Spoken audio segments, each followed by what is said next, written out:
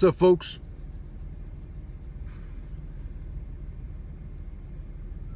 I had a rough weekend. A rough month, to tell you the truth. It's like non-stop. It's been non-stop fucking bad shit all month long.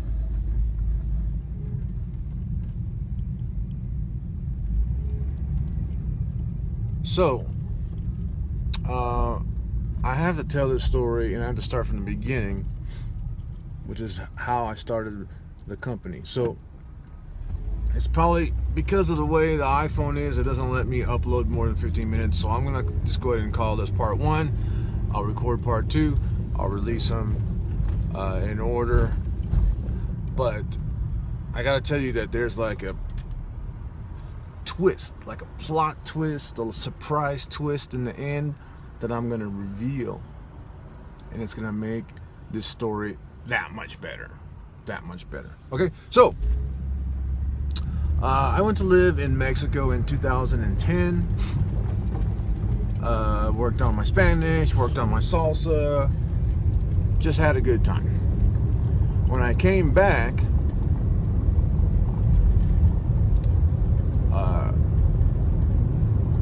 I was given an opportunity to go fix an air conditioner.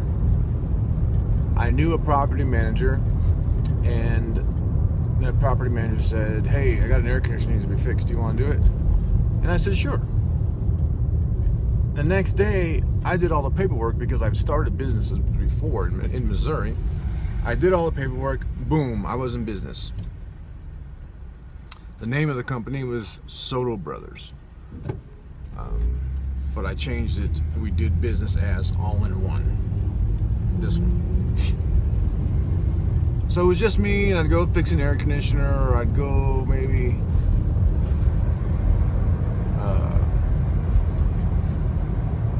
replace a broken shower head, a couple jobs here and there.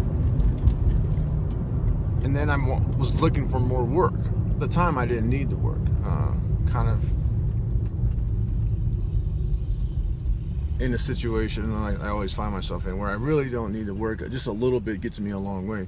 So I would go and do a job, replace a capacitor, charge for the capacitor, charge for 1 hour, and that's a significant amount of money for somebody who don't need any money for one day. But as I started to run out of money and develop a need for more of an income, I started asking for more work. And what I ended up getting was rental houses that needed to be like completely made ready, turned over. Like not a remodel, but what's called a turnover or make ready. And that is doing the floors, doing the painting, going through like a checklist and make sure everything is operational. The faucets, the everything drains. There's anything missing, smoke detectors, batteries, all that stuff. And of course, make sure that, for me, the air conditioner and furnace work. And this was, I didn't realize how hard it was. First of all, painting, people just think painting is painting. Like, it's not. Where you really make the money, or where you really put the most effort is cutting everything in, right? So you're either gonna roll tape so you don't get paint where you're not supposed to, or you're gonna be skilled enough that you with a brush, and a good enough quality brush, that you can just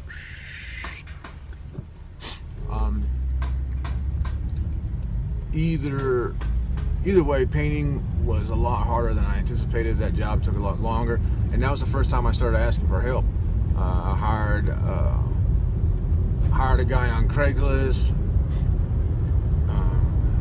and then I hired a relative. Neither of them worked out. I took on more jobs, and I found a painter. Oh yeah, I found a painter. Super cool guy. Super cool guy. Called me brother. Brother, hey, what's going on, brother? Yeah, let's do this paint job. guy's name is Nick. So I had somebody I was paying. We're turning apartments around in 2 days, and this property manager loved it.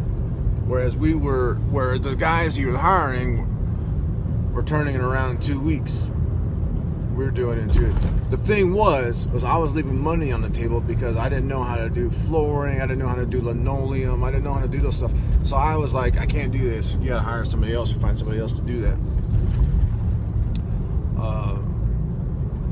But then I thought, you know what? I'm leaving money on the table. I could sub somebody out to do these jobs that I don't know how to do, pay them, and at least I'll get the whole job, make a little extra money on top of paying this guy. And so that's when I hired this guy named Michael. And I gotta tell you, man, he would come in and go work so fast that he'd complete a job in like an hour or maybe 2 hours. And because he was a subcontractor, he would write me an invoice.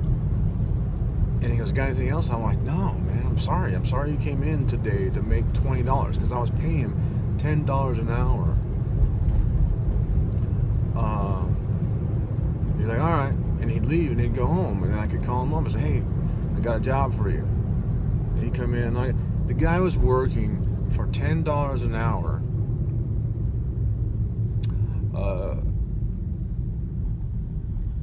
A couple hours a week. But he stuck with me. He kept coming, and eventually I was in a situation where I could make him a full-time salaried employee. He was my first salaried employee. But I gotta pause in order to tell you the story. That property manager, I asked him if he would take me on as a real estate agent. I mean, I thought I could sell houses. I think I'm a good salesman. I thought I was. I mean, so I thought, and I love real estate. I used to love it. I don't know if I love it anymore, but I really liked real estate. So I told him, I go, hey, I want to work for you as a real estate agent. I'll bring you in business. We'll do good. Trust me, I'm a good salesman. He said, well, it's not exactly going to work out like that because we're property managers. So, yeah, we help people buy and sell houses, but we do investment properties.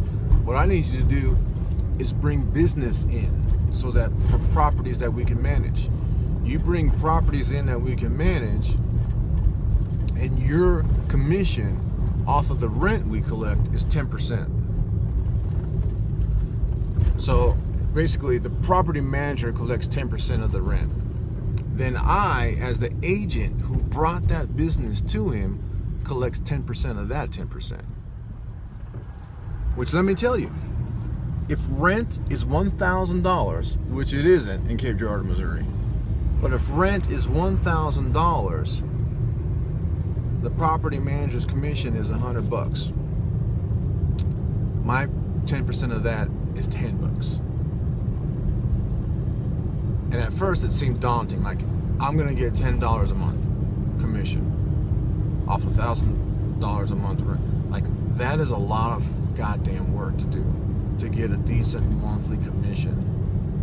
But guess what I did? Eventually I got my commission up to about $500 a month. It was higher than that, but there was a property owner that was a pain in the ass that the property manager told that client to go suck it. And I was encouraging him to do it because no amount of money is worth being treated like a piece of shit. So we had a verbal contract, which I guess is legal. I don't fucking know, or is not legal. You have to be able to prove it. You typically, with a real estate company, you go in and you establish this is what your commission is, this is what you'll make, this is what the rules you need to abide by as a representative of our company, blah blah blah blah blah. This property manager did not have a contract. I trusted him. I took his word for it. In fact, and here's the thing. I told him that I wanted to work for him. In 2 years, I intended on having $1,000 a month commission coming in, and then I was going to leave for Italy. I was going to travel.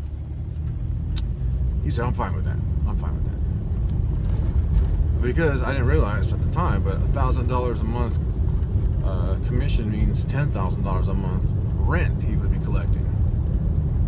Yeah, commission he'd be renting. Oh yeah, 10,000. No, 10,000 would have to be his commission in order for my 10% to be 1,000. So I would have to bring him in an extra $10,000 in 2 years.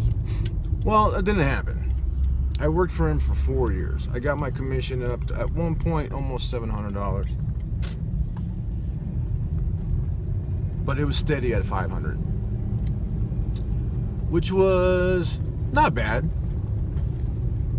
The irony is that I worked my ass off trying to be a real estate agent, trying to get that commission up.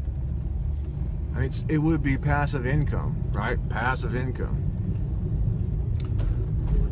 The irony is I hit my goal by owning this company. I had an income coming in anywhere between $1,000 to $1,500 a month. I didn't realize it, but I had reached my goal. It was just with a different company, not as a real estate agent. 2013, I said, fuck this, I'm getting out of debt. And I did the Dave Ramsey program. Technically, I think I'm still on it. But I was set, in charge, and ready to go to knock out my debt. All debt that I had, except for my rental properties, what I own. When I did that, I really busted my ass, and I worked weird hours, and I just did everything I could to make a sale, to get new clients, to... What a dickhead.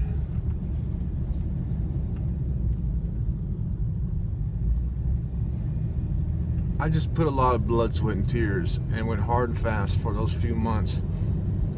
And when I realized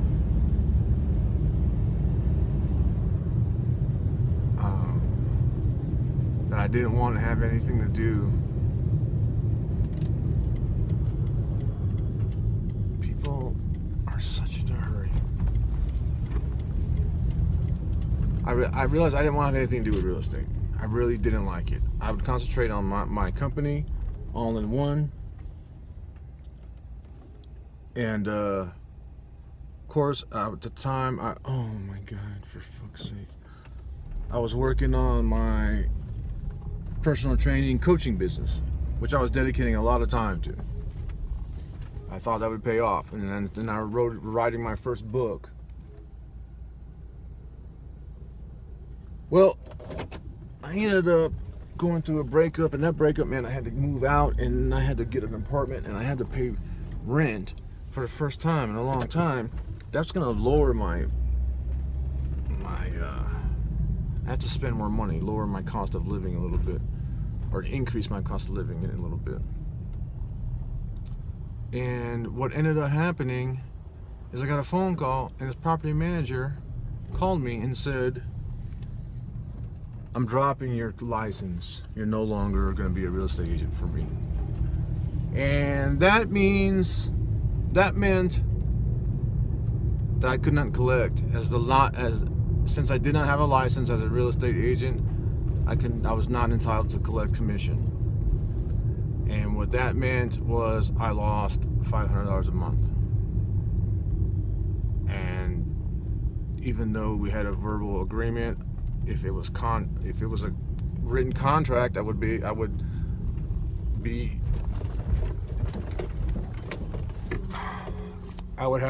could take the guy to court. But 15 minutes is already here, folks, so I'm sorry, I'm gonna have to end it real quick. Bye.